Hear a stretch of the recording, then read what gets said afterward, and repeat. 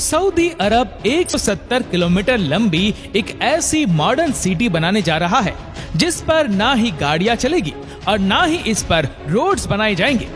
बिल्कुल सीधी लाइन में बनाया जाने वाला ये दुनिया का सबसे पहला और सबसे बड़ा शहर होने वाला है, जिसको 2030 से पहले कंप्लीट करना क्राउन प्रिंस मोहम्मद बिन सलमान का ख्वाब है।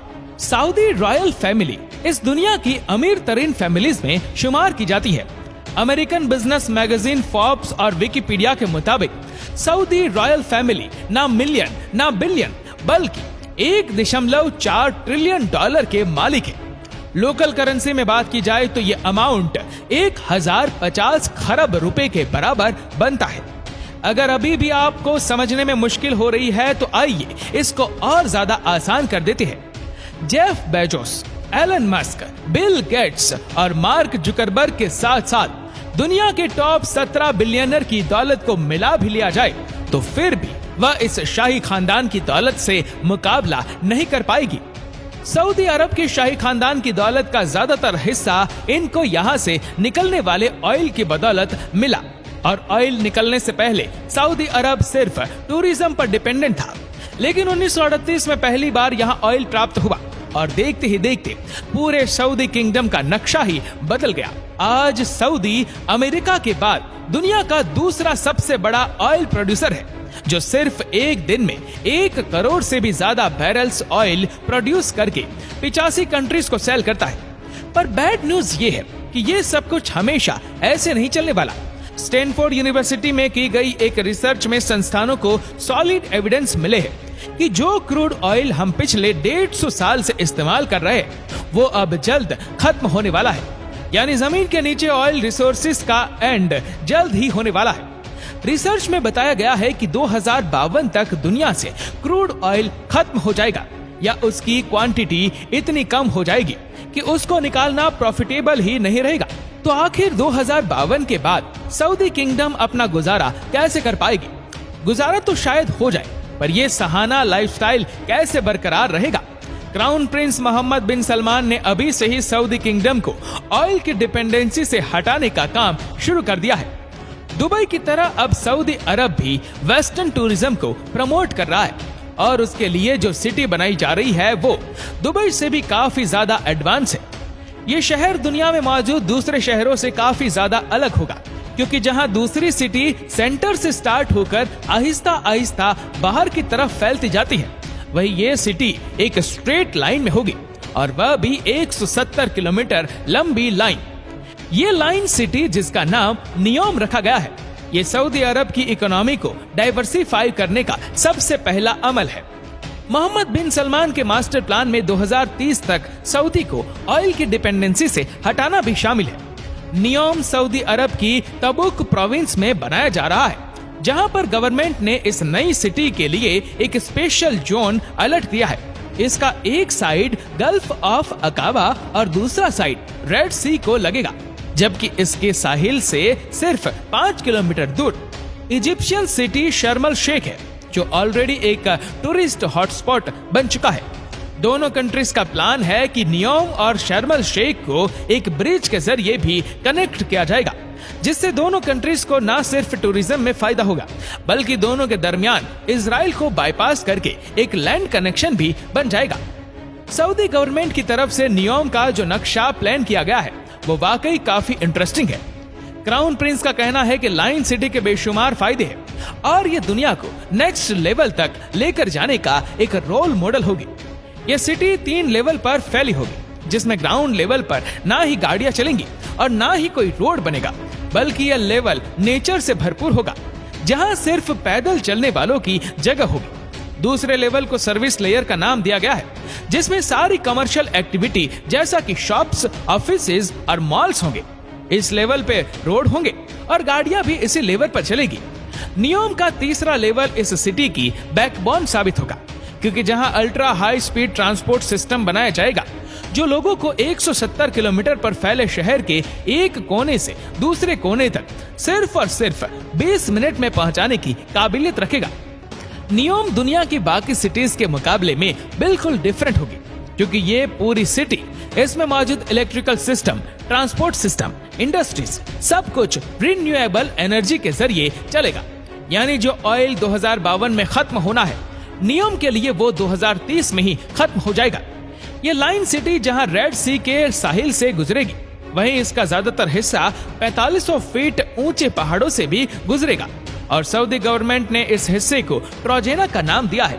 प्रोजेक्ट की कंस्ट्रक्शन के लिए किसी भी पहाड़ को नुकसान नहीं पहुंचाया जाएगा, बल्कि इसी नेचुरल लैंडस्केप की खूबसूरती को इस्तेमाल करके इसमें डेवलपमेंट की जाएगी, जहां एक vertical village, outdoor ski resort, mountain to mountain transport system, health centre और लग्जरी एंटरटेनमेंट सेंटर्स भी बनाए जाएंगे।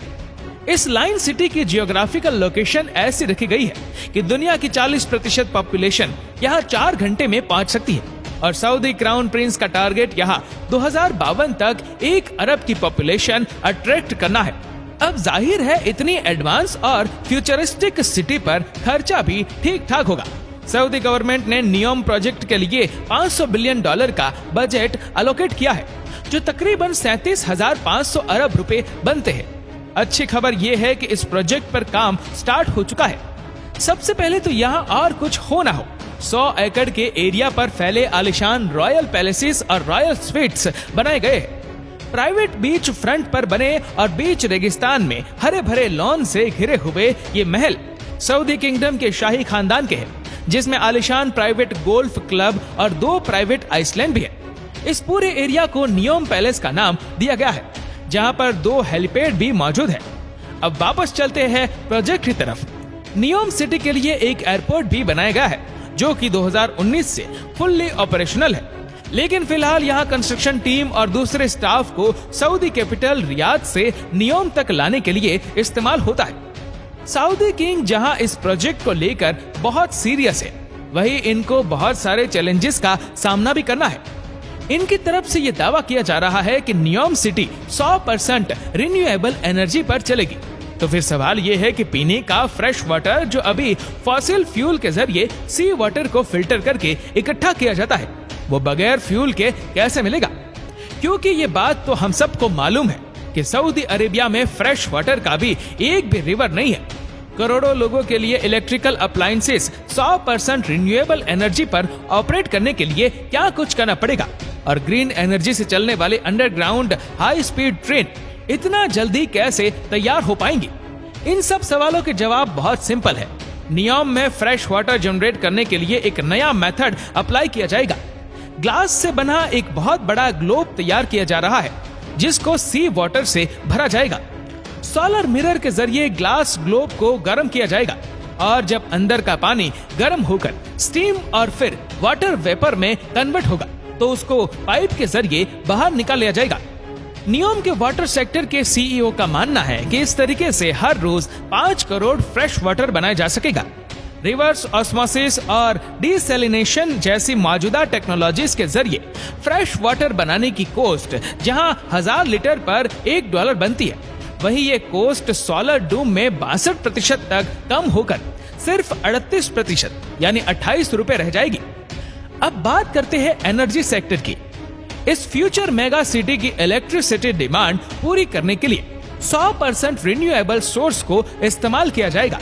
सऊदी अरब की लोकेशन के हिसाब से यहाँ ज्यादातर गर्मी रहती है और गर्म इलाकों में विंड कंडीशन ज्यादा बेहतर होती है।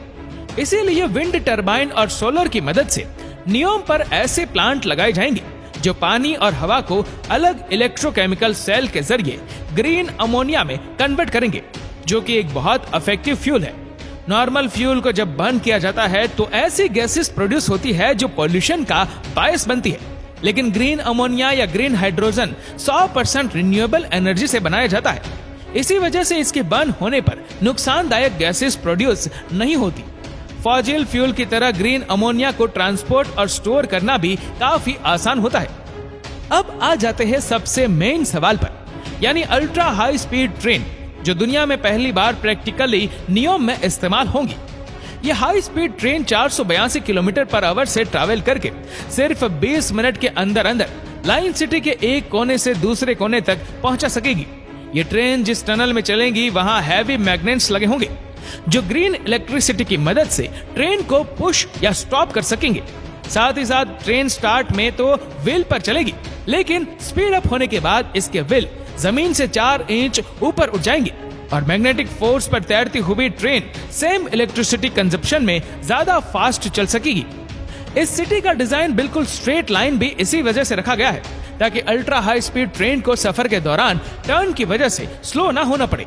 कई एक्सपर्ट्स का मानना है कि इस लेवल की फ्यूचर सिटी और इसमें यूज होने वाली टेक्नोलॉजी को 2030 तक बनाना पॉसिबल नहीं है, लेकिन नियोम प्रोजेक्ट का विजन और इस पर की जाने वाली मेहनत से एक बात तो क्लियर है कि सऊदी किंगडम अपने फ्यूचर को लेकर काफी सीरियस है और वेस्टर्न टूरिज्म को प्रमोट करने की भरपूर कोशिश भी कर रहा है। उम्मीद करते हैं कि वीडियो आपको पसंद आई होगी। आपको ये वीडियो कैसे लगी नीचे कमेंट करके जरूर बताएगा और अगर आपको वीडियो अच्छा लगा हो तो वीडियो को लाइक करेगा, शेयर करेगा ज्यादा से ज्यादा लोगों तक और ऐसी ही और भी रोचक जानकारियों के लिए सब्सक्राइब करें हमारे YouTube चैनल को और Facebook पर फॉलो करें हमारे पेज को। धन्यवाद।